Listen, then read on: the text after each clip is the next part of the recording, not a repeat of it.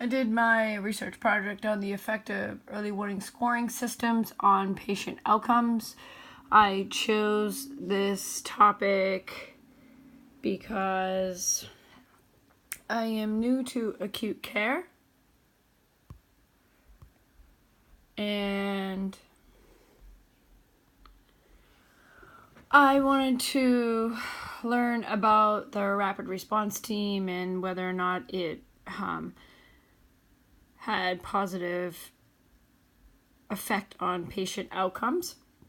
So a little background on their So once I started researching the RT, I found information about the early warning scoring system, which is kind of like the beginning of an RT. It is used to determine whether or not a patient is deteriorating, and basically if there's a high score, then it will prompt the nurse to call in other health professionals who will be able to assist and potentially avoid a serious adverse event such as mortality or cardiac arrest or a stroke. So that being said, the background in regards to the early warning system, it started back in 1997. Morgan et al. Did a study and introduced the early warning scoring system, and basically it's a point system where if your vital signs are out of the normal range, such as respirations of 8 or temp of 102 or your tachycardic at 125, you get a certain score for each one, and then the cumulative score will indicate whether or not the patient's deteriorating and prompt nursing to call for outreach services, which is basically classified as the rapid response team or medical emergency team or just critical care outreach services.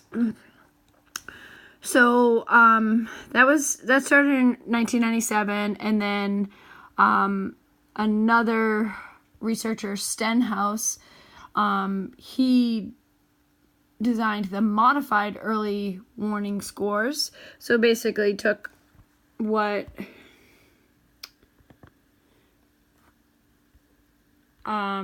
Morgan did and modified it.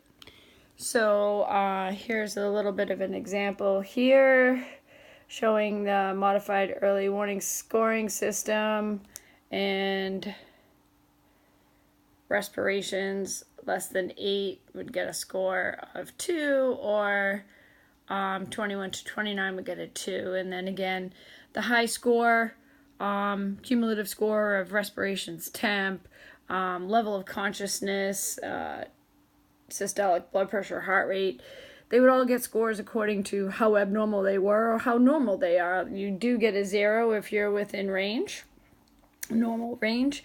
And they were just trying to determine whether or not,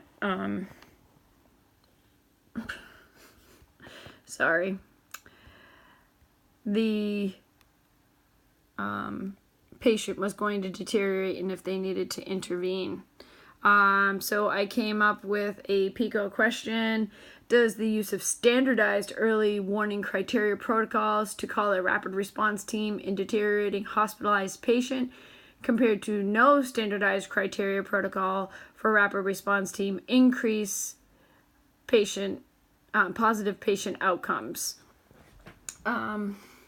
I searched many databases and even went to the librarian because I had such a hard time finding an evidence-based guidelines.